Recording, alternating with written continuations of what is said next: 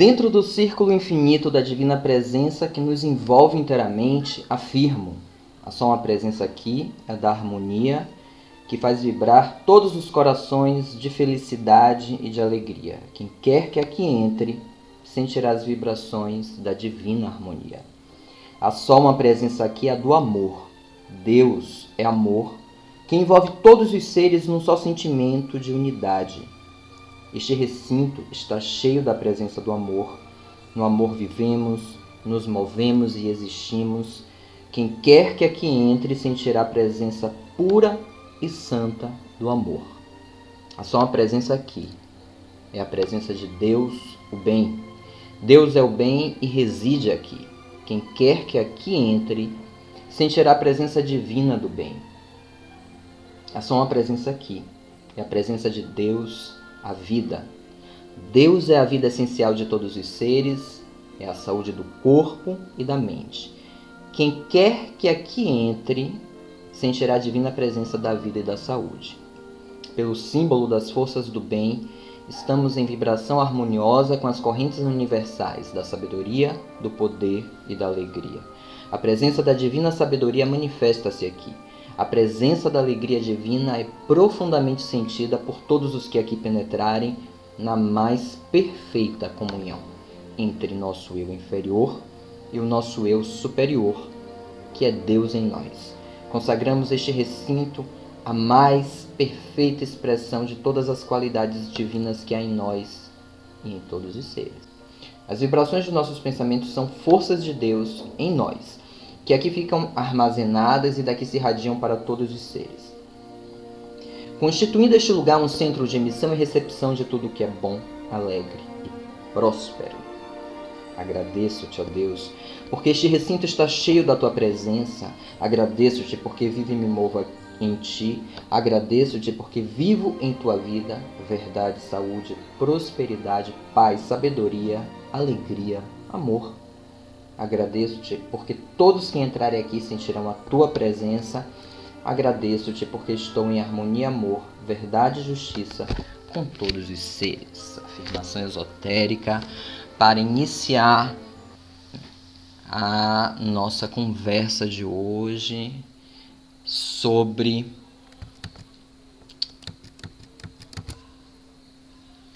a necessidade de não esquecer do próximo como condição sine qua non para a saúde espiritual.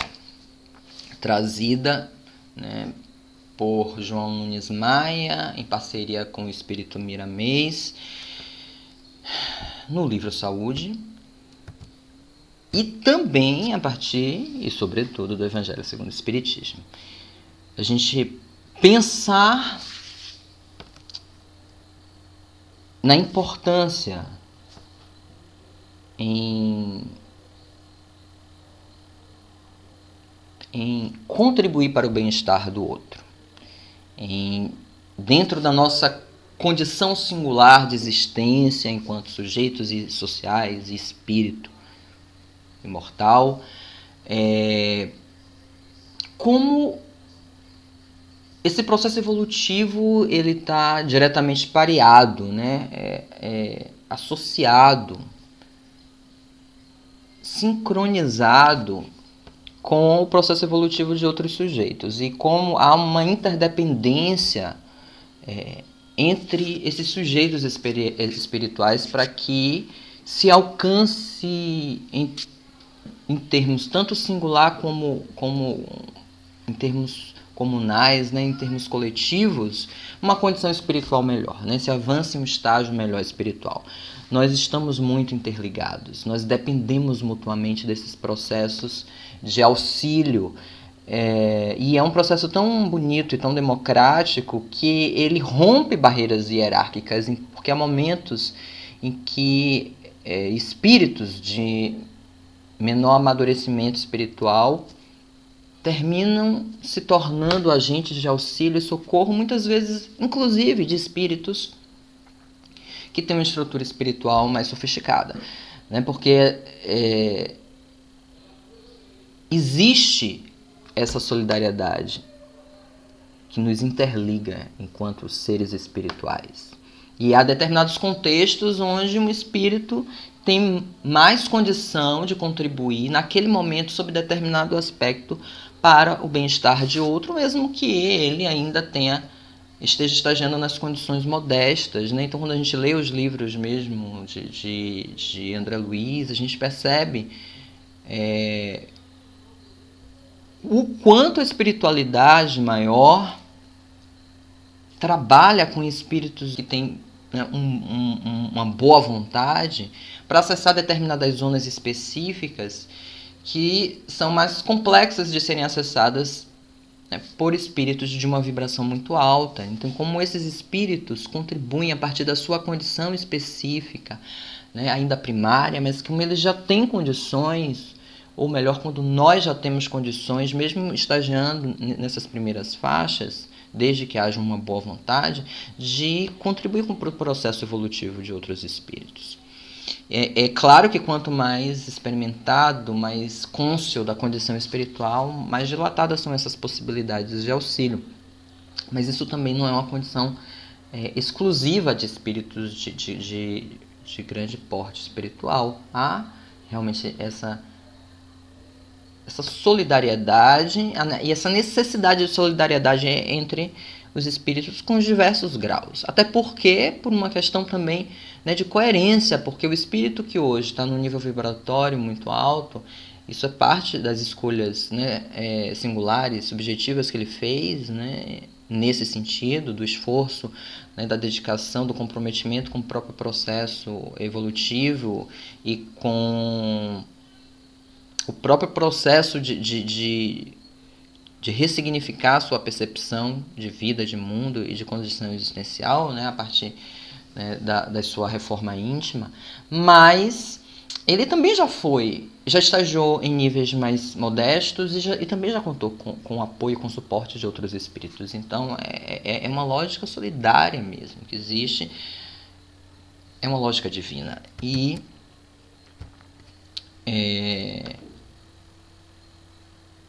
João Nunes e Miramês trazem que o Divino Mestre, né, em nome dessa necessidade de cooperação entre os espíritos, traz uma redução dos mandamentos, né, dos 10 mandamentos, e se fixa mais detidamente em 2 que são considerados a síntese, né, digamos, dos princípios que nos aproximam da divindade, que é amar a Deus sobre todas as coisas e ao próximo como a nós mesmos, colocando o egoísmo, né, como uma experiência humana que nos induz a esquecer o próximo e, consequentemente, bloqueia e limita o nosso processo evolutivo. Quando ele diz, esse acervo de luzes que cada espírito constrói ao longo da sua jornada, ele existe para ser usado em favor do vosso próximo, pois quanto mais doardes, mais tereis em vosso benefício pelo suprimento universal. E quem se esquece dos companheiros atrofia os valores do coração, passando a condição de enfermo por falta do intercâmbio dos tesouros divinos. Então é uma via de mão dupla, ao mesmo passo em que você se debruça sobre os processos de outro espírito, buscando contribuir de forma assertiva para o bem-estar, para o auxílio, né, para ajudá-lo a vibrar e a perceber a vida de um outro lugar, de um lugar mais saudável, de um lugar mais equilibrado, de um lugar mais iluminado, mais aproximado da divindade. Esse processo, ele passa primeiro por você, essa energia passa primeiro por você, essa construção mental passa primeiro por você, esse exercício de doação cria um fluxo energético poderosíssimo, um vínculo amoroso poderosíssimo que revitaliza o espírito que se permite viver essa experiência de doação. Porque revitaliza o corpo, né? Então lança no corpo uma série de reações e de elementos químicos, né? Que fazem muito bem a estrutura orgânica, né? Muita endorfina, né? Que reorganiza e que produz alívios e distensões e que ajuda a eliminar os radicais livres, né, provocado pelas tensões e pelos excessos. Então, fazer o bem, né, de uma forma espontânea, com um grande fluxo amoroso, produz esse bem-estar mental, produz um bem-estar biológico e dentro de uma perspectiva espiritual lhe abre horizontes para perceber a vida em níveis mais elevados, né? E isso vai lhe ajudando, inclusive, né, à medida em que a gente compartilha a nossa experiência, compartilha o nosso afeto, compartilha o nosso respeito ao outro, dedica o nosso respeito ao outro, a gente também está se reelaborando, a gente também está aprendendo, a gente também está se beneficiando dessa energia, a gente também está se beneficiando desse fluxo amoroso que começa a brotar a partir de nós, né, e que a gente dedica ao outro. Então, nesse sentido, você evoluir equivale a você cuidar das suas próprias necessidades espirituais, se apropriar, né, do seu destino, né, cuidar da sua mente, cuidar das suas emoções, cuidar das suas escolhas, elaborar e reelaborar e melhorar as suas escolhas, mas parte também da experiência de compartilhamento dessas luzes, né, que a gente vai acionando ao longo do processo evolutivo com o outro, né, para acolher o outro, para estimular o outro. Então, quando a gente estuda o capítulo 11 do Evangelho segundo o Espiritismo, que é o capítulo, né, que fala sobre o poder do amor, a lei do amor, então você tem alguns tópicos assim, muito interessantes e que contribuem muito para a nossa reflexão. Não é à toa que vem amar o próximo como a si mesmo, né, titulado como um mandamento maior, fazermos aos outros o que queiramos que os outros nos façam, né, porque são dois princípios de fundamento que se aplicam a uma condição de existência, que é a condição humana, extremamente relativa. Então, você tem muitos espíritos diferentes, cada um tem sua trajetória, a gente pode até ter certos níveis de proximidade, mas cada um tem né, o seu contexto específico, espíritos de níveis evolutivos diferentes, de capacidades, né, intelectuais diferentes, vivendo em civilizações diferentes, em agrupamentos sociais diferentes, em condições econômicas, culturais, sociais diferentes, em épocas diferentes, né? Então, assim, como criar um princípio que possa articular, diante de tanta variedade, a unidade de um amor espiritual, a partir de princípios flexíveis. Então, amar ao próximo como a si mesmo já é uma orientação, ou seja, que é bastante adaptável, porque se você parte do pressuposto de que, a partir da lei de conservação, todo espírito, né, tem, em maior ou menor grau, uma aproximação, uma intimidade com essa lei, que é a lei de conservação, se você consegue estabelecer um nível de empatia entre o que você sente e o outro, você já elimina metade dos problemas, né? Porque se você começa a exercitar a tratar o outro como você gostaria de ser tratado, você já elimina uma significativa gama de violências que você poderia cometer com o outro, porque são as violências que você não gostaria de cometesse com você. E a partir de uma perspectiva específica de cada espírito. Então, cada espírito, em cada nível evolutivo, ele vai, a partir da sua própria experiência e da sua própria realidade, imaginar aquilo que ele não gostaria de viver e replicar isso para o outro espírito. As chances de estabelecer vínculos menos agressivos e mais amorosos aumenta significativamente. Porque se eu não quero que me dominem, eu não vou querer dominar o outro a partir desse princípio de amar o outro como a si mesmo. Se eu quero ser cuidado, eu também vou entender que eu preciso cuidar do outro. Se eu quero ser respeitado, eu também vou entender que o outro precisa de respeito. E se eu quero ser validado, legitimado, acolhido, né, valorizado, e estou imbuído de me apropriar, né, desse princípio de amar ao próximo como a mim, eu também vou exercitar, dar ao outro aquilo que para mim é mais caro, aquilo que para mim é mais importante. Fazer ao outro o que eu gostaria que o outro fizesse por mim.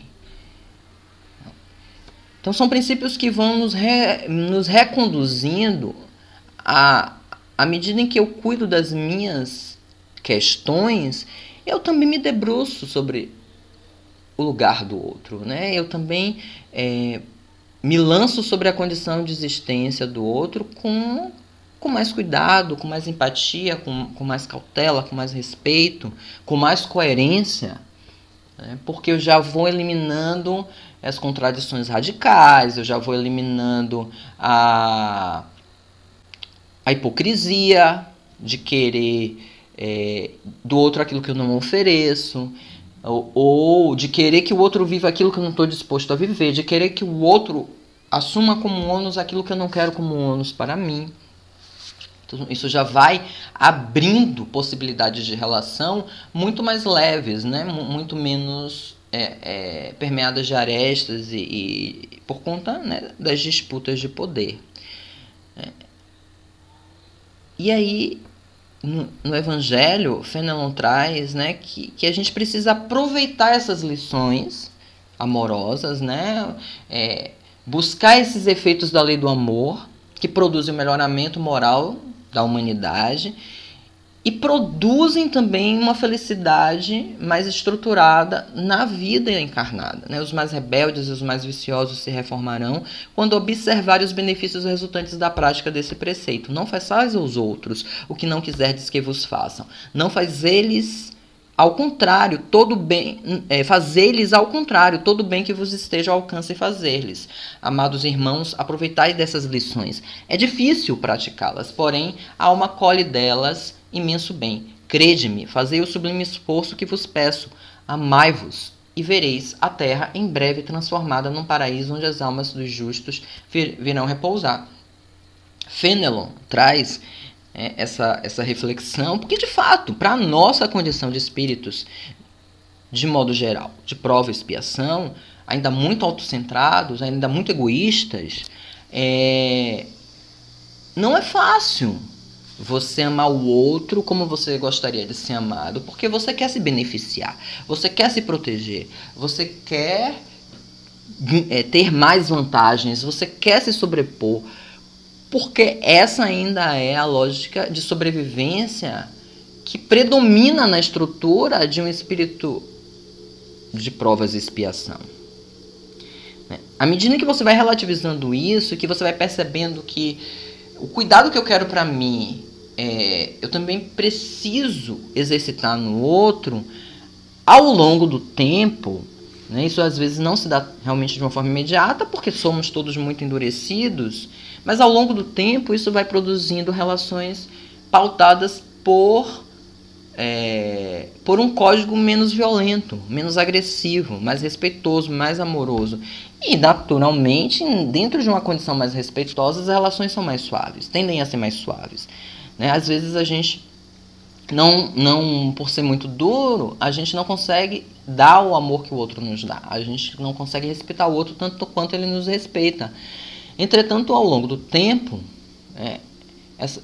esse fluxo amoroso vai transformando e vai criando barreiras também, né? Vai criando desconfortos para que eu me sinta à vontade para ser agressivo com o outro, ou para que eu seja extremamente desrespeitoso, ou para que eu não tenha nenhum tipo de cuidado, né, com o outro. Nesse mesmo capítulo, né, Jesus traz como exemplo de caridade, ou seja, como exemplo de uma prática amorosa que vai contra a lógica dominante, né, das práticas egoístas do planeta, ou seja, como a caridade colocada como uma forma de possibilitar que a gente vivencie, né, essa relação de auxílio ao próximo, né? Essa relação onde não se esquece do próximo, não se esquece de si, mas também não se esquece do próximo, que o próximo também precisa ser beneficiado, que o próximo também precisa ser respeitado. E a caridade, ela é no Evangelho, segundo o Espiritismo, o modo prático de se viver isso, né? E que Jesus foi um exemplo de caridade, né? Ao contrário de Pôncio Pilatos, que é o exemplo de uma prática egoísta, né? Pois, mesmo vendo a justeza e a coerência e a integridade espiritual do Cristo, né, ele pensou, que me importa, né? Então, este homem é justo, por que quereis crucificá-lo? Mas, entretanto, deixa que o conduzam ao suplício. Ou seja, não há um processo de implicação com o que o outro vai passar. Isso é só um problema do outro, isso não me afeta em nada. Então, o egoísmo é essa postura humana, esse sentimento, essa perspectiva humana onde a gente se autocentra tanto nos processos que não consegue enxergar o outro. Os nossos desejos são tão duros, são tão emurados, são tão autocentrados, ou seja, só dão conta da nossa necessidade de uma forma tão radical que você não consegue enxergar que o outro faz parte do processo e que o outro também precisa ter o campo dele, ter o espaço dele. E que se isso não acontece nas relações, o efeito é sempre muito sofrimento. São muitos embates, são muitas agressões, são os processos obsessivos, são as mágoas assim, extremamente enrijecidas, endurecidas, difíceis de serem diluídas, são as relações de abandono, são as relações de engano, de abuso, de violência, de traição, tudo que nos machuca, nos magoa, e tudo que termina nos afastando da nossa condição divina. Ego vem do latim, eu. E ismo é um sufixo que pode significar várias coisas. Dentre essas coisas, ela significa aspectos de adoecimento, né? O ismo é muito utilizado também para poder compor palavras que denotam o adoecimento dos organismos. A partir dessa lógica, dessa etimológica, egoísmo, o eu, é um eu adoecido. É o eu desorganizado, é o eu desestruturado. É desorganizado e desestruturado no sentido de que produz muita desagregação, produz muito adoecimento, produz muita disfunção, produz realidades pouco saudáveis. E isso, dentro de uma perspectiva espiritual, equivale a realidades sem vínculo amoroso. Realidades onde não há o respeito, não há admiração, né? Não há o estímulo, não há acolhimento,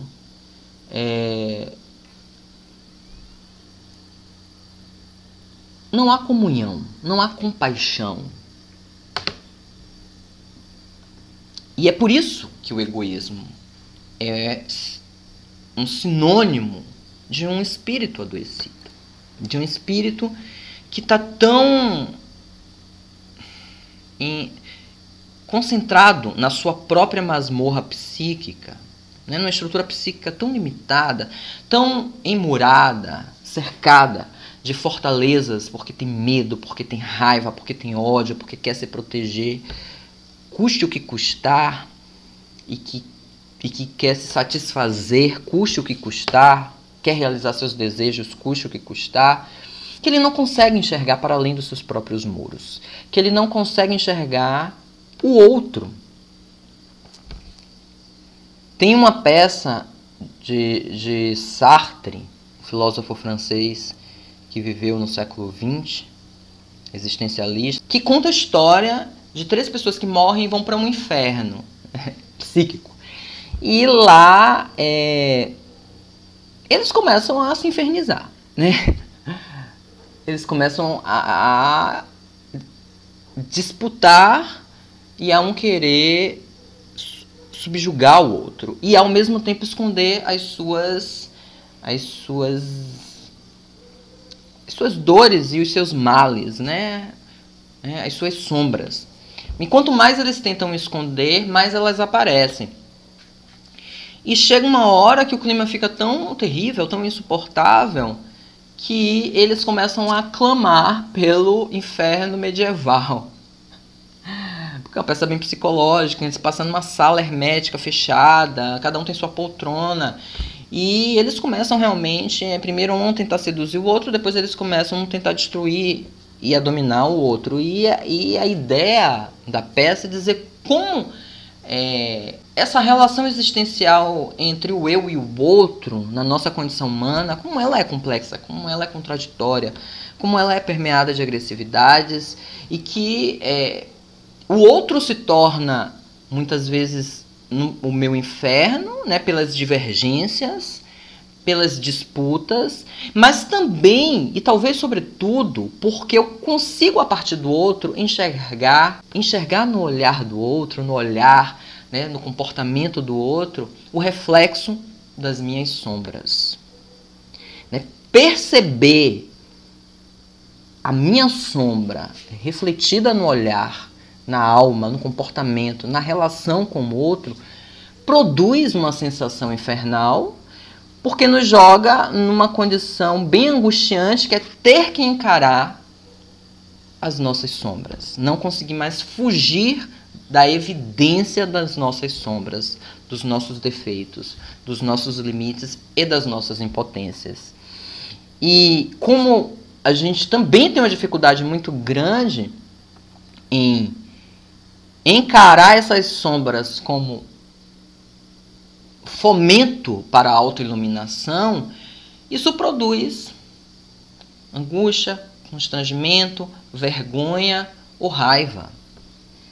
Então, encarar a minha condição de espírito imperfeito e que precisa se reestruturar, se organizar, né? Um eu que precisa se recompor em uma nova condição de existência para viver melhor, para se ver melhor, porque muitas vezes toda essa necessidade de controle e de subjugação reflete uma fragilidade emocional, né? Reflete uma autoestima às vezes muito baixa, que parece mascarada pela arrogância, mascarada pela vaidade. Parece que a pessoa se coloca num lugar tão alto, mas por trás dessa máscara, muitas vezes existe um espírito que se sente muito pequeno, muito baixo e muito impotente, muito mais do que gostaria de ou ousaria supor e assumir.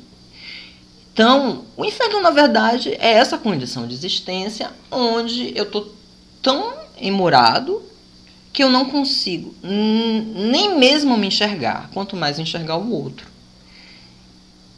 E quando eu percebo a necessidade de mudança, eu não consigo encarar, né, essa sombra face a face, enfrentá-la, atravessar essa densa floresta para encontrar luz no outro lugar. Eu não consigo, e às vezes eu também não estou disposto, porque é um processo doloroso, é um processo exigente. Não é à toa que Fenelon diz, amai-vos. É difícil, eu sei que é difícil. É difícil o praticá-las, né? Amados irmãos, aproveitai essas lições. É difícil praticá-las, porém, a alma colhe delas imenso bem. Essa necessidade de avançar, ela só se completa quando a gente compreende que, apesar de ser desprazeroso, apesar de ser desafiador, a gente precisa atravessar essa experiência. E a gente precisa investir nessa experiência.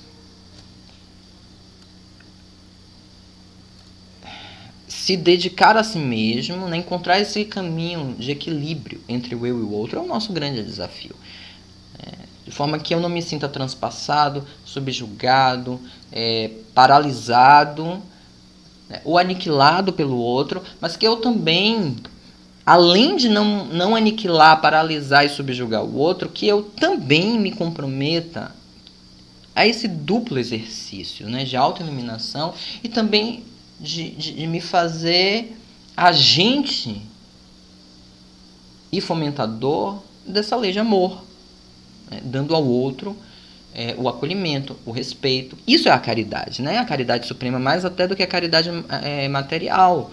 É a capacidade de estabelecer vínculos amorosos. E esse é o grande ganho. Não é não ir para o umbral, não é não ser obsediado, não é não ter problemas, não é viver uma vida de maravilhas, não é entrar no reino dos céus, aquele reino dos céus onde você vai ter todos os seus desejos realizados. Mas o grande avanço em si, dentro de uma perspectiva espiritual, né, é você conseguir estabelecer um vínculo de amor com o outro. Esse é o grande ganho, é como um sol que ilumina tudo que está ao redor. É isso que é mais difícil da gente fazer, mesmo diante das diferenças, mesmo diante das divergências. Esse é o desafio. É isso que produz a saúde. Então, amar ao próximo como a ti mesmo, também a partir de um influxo de compaixão, se comprometer também com o próximo, a maior vantagem disso é a possibilidade de construir relações afetivas estruturadas e profundamente amorosas. Seja através da caridade, e é uma caridade mútua, não é só de um para o outro, é de um para, né? Os dois espíritos precisam envolvidos, ou os espíritos envolvidos precisam exercitar isso. Não basta só que um seja caridoso e o outro esteja sempre recebendo, ou que o outro esteja sempre doando. É necessário passar pelas duas experiências, né? Saber receber exige o desenvolvimento da humildade e saber doar o da generosidade.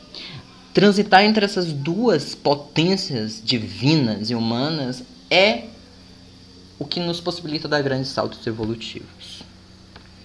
Que assim seja.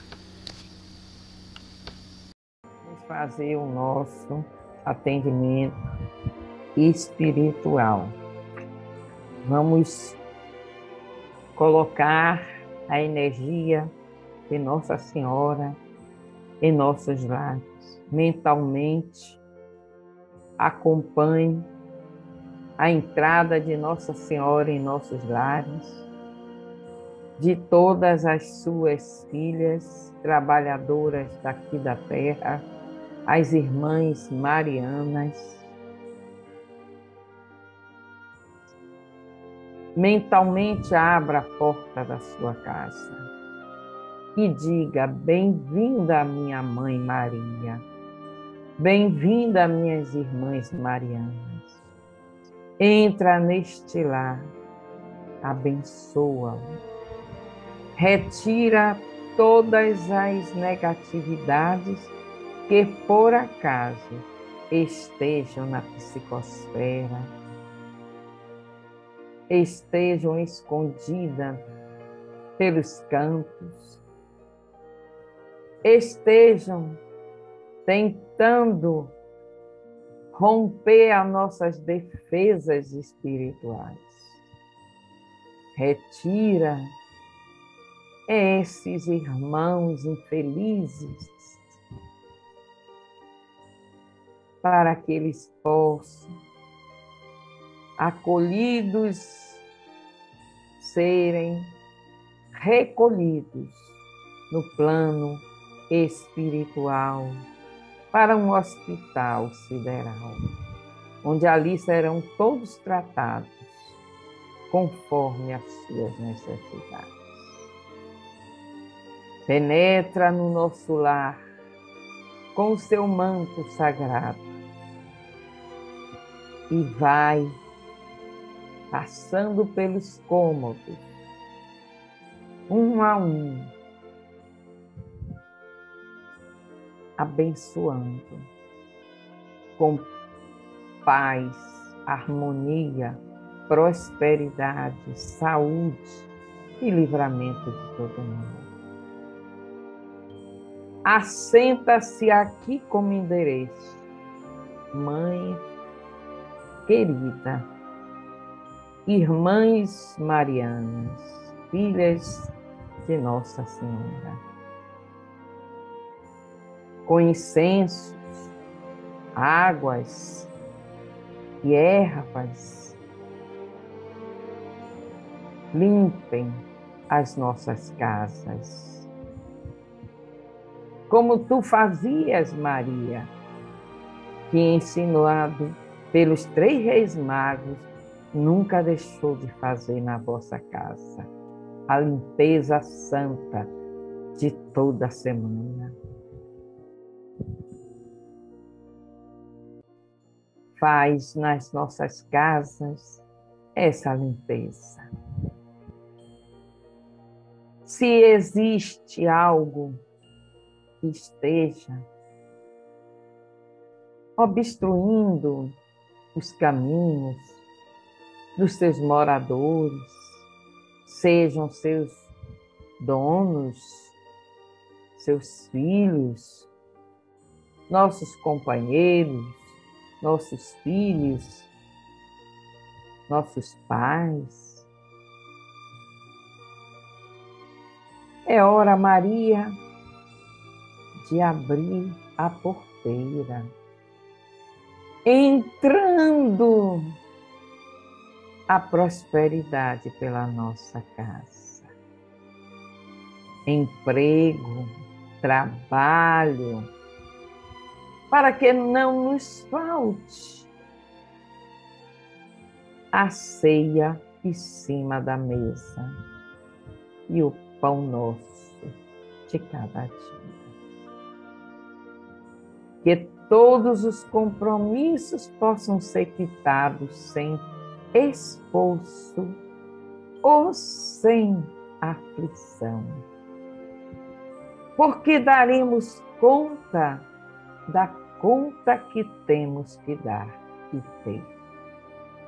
Tu regarás com prosperidade os nossos pequenos recursos mensais, que darão conta de todas as despesas.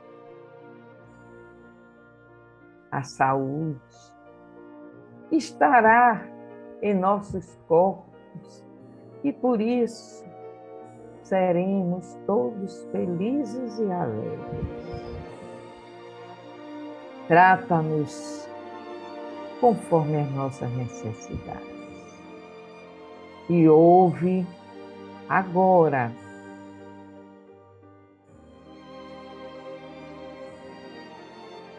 através do nosso pensamento as nossas rogativas, os nossos pedidos, mesmo aqueles impossíveis. Escuta, Maria, ó Mãe misericordiosa, anota para dar conta de nos responder e nos ajudar em todas as nossas necessidades. Oremos e façamos os nossos pedidos.